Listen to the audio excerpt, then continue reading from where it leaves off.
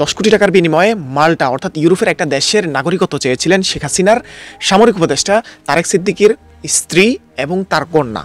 10 কোটি টাকা অর্থাৎ বাংলাদেশ থেকে যেসব টাকাগুলো তারা পাচার করেছিলেন সেই টাকাগুলো মালয়েশিয়ার একটা ব্যাংকে জমা করেছিলেন, সেখান থেকে 2বার চেষ্টা করেছিলেন ইউরোপের দেশ মাল্টাতে নাগরিকত্ব পাওয়ার জন্য। কিন্তু দুঃখের বিষয়, টাকা থাকলে সব কিছু সবসময় পাওয়া যায় না। সালমান এফ রহমান, আপনাদের মনে থাকার কথা, যিনি শেখ হাসিনা পালানোর পরে বা দেশ ছেড়ে যখন তার সরকারের সব মন্ত্রী পালাই গেল, তখন আনিসুল হক এবং সালমান এফ রহমান তাদেরকে লুঙ্গি পরিহিত অবস্থায় ছদ্মবেশ ধারণ করে ধারিমারি কেটে তাদেরকে নৌকার মাধ্যমে পালাতে হচ্ছিল।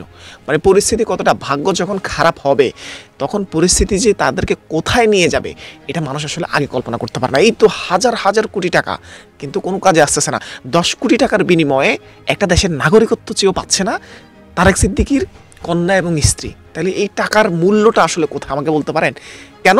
তারা বলছে যে অর্থ পাচার, দুর্নীতি এবং ঘুষের সঙ্গে জড়িত থাকার কারণে তারেক সিদ্দিকীর স্ত্রী এবং কন্যার নাগরিকত্ব দেওয়ার ব্যাপারে মাল্টার সরকার বা মাল্টার পাসপোর্ট অধিদপ্তর তাদের আবেদনকে নাকচ করে দিয়েছে।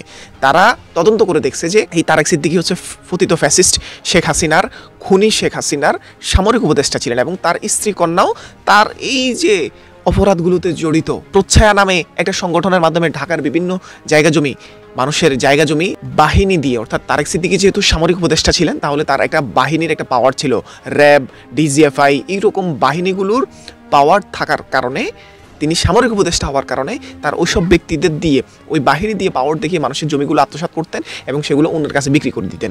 এই যে অর্থ পাচার, বাংলাদেশ থেকে যে হাজার হাজার কোটি টাকা শেখ হাসিনার ছত্রছায়া থেকে সামরিক উপদেষ্টা হয়ে হাজার হাজার কোটি টাকা যে অর্থগুলো পাচার করলো, দুর্নীতি করলো, ঘুষের সঙ্গে জড়িত, এই বিষয়গুলো যখন মাল্টার সরকার প্রমাণ পেল তখন কিন্তু তাদের নাগরিকত্ব পাওয়ার যে আবেদন সেটা নাকচ করে দিলেন। মানে তারা পাবে না।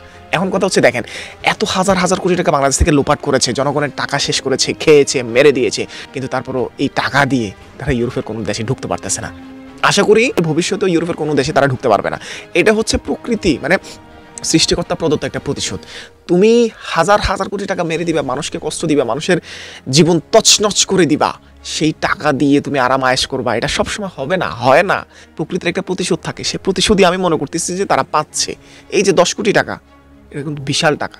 এই টাকার বিনিময়ে যদি নাগরিকত্ব না পাওয়া যায়, মাল্টা এটা আসলে কোনো ইউরোপের তেমন একটা উল্লেখযোগ্য দেশও না, কিন্তু তারপরও অর্থ পাচার, দুর্নীতি, ঘুষের সঙ্গে জড়িত থাকার কারণে ওই ইউরোপের দেশে তাদের আর জায়গা হচ্ছে না। সৃষ্টিকর্তার কাছে আমার প্রার্থনা বা আমাদের প্রার্থনা থাকলেও, যারা বাংলাদেশের মানুষের সাথে গাদ্দারি করে, বাংলাদেশের মানুষকে কষ্ট দিয়ে, টাকা পাচার করে, ঘুষ নিয়ে, নির্যাতন করে, জুলুম করে সেই টাকা দিয়ে সুখ খুঁজতে ইউরোপের দেশে ঢুকতে চায়, তাদের ইচ্ছা আকাঙ্ক্ষা যাতে কোনোদিনও কবুল না করে।